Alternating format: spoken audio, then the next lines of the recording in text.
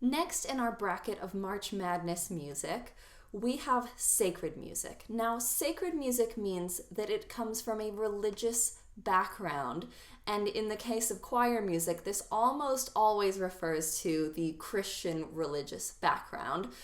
Music that was written to be a prayer or to be performed in a church. The first two pieces, Hosanna to the Son of David and O Magnum Mysterium, these are Renaissance pieces, both of which were written at the end of the 1500s and beginning of the 1600s.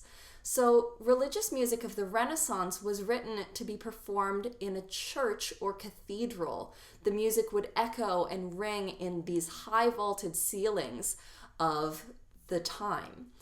It was also written to be performed at a certain time of the year based on when it would be performed in a calendar of religious holidays that takes an annual cycle. You'll often hear imitative passages where one part will echo another. You'll also hear polyphony, poly meaning multiple. Multiple parts will be passing around musical ideas, and no one part generally holds the melody for very long.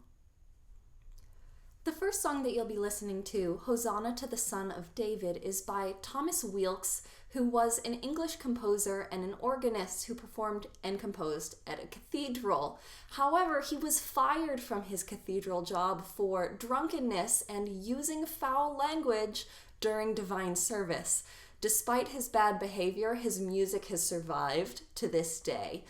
The words of this piece are taken from the Gospel of when Jesus entered into Jerusalem, so these words would have formed part of the reading for Advent Sunday. The second piece, O Magnum Mysterium, is by Tomás Luis de Victoria, who is a composer of the Spanish Renaissance. He wrote for the church. This type of piece is called a motet, and the text means, O great mystery, that beasts should see the newborn Lord lying in a manger. If you hear those words, you can think this is probably part of the Christmas tradition, and in fact these words were taken from the Christmas Vespers, so they would be performed at that time of year. The next two songs are by contemporary composers, meaning that they were written more in the current day. Both of these songs are settings of the words of prayers. That's very common in sacred music, that it means that they are not set to be performed at any time of year, but they can be sung at any number of ceremonies or at any number of times.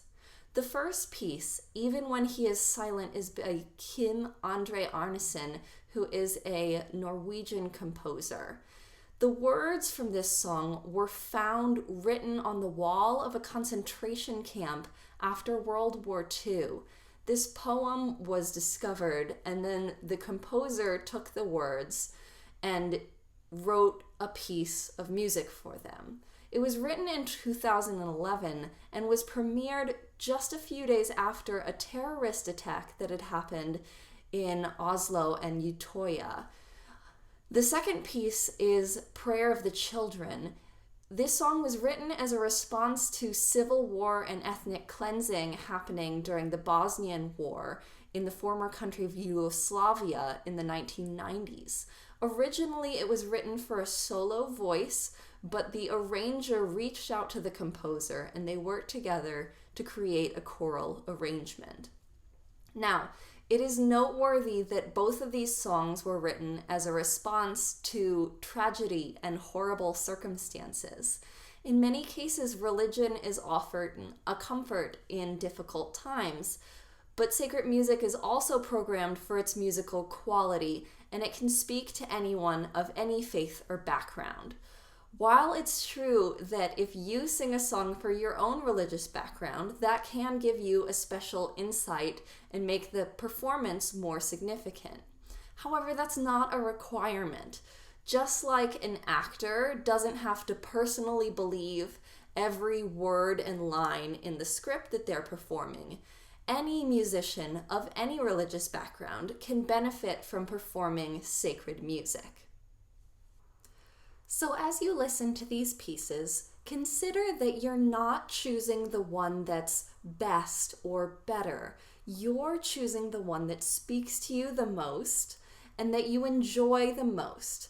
As you make these decisions, consider, what is it about this piece that makes me enjoy it more than the one I'm comparing it to? What musical elements do you enjoy? What is it that speaks to you? Now that you understand the context and background of these 4 sacred pieces, you are ready to give them a listen and see which one you prefer as a listener. Enjoy!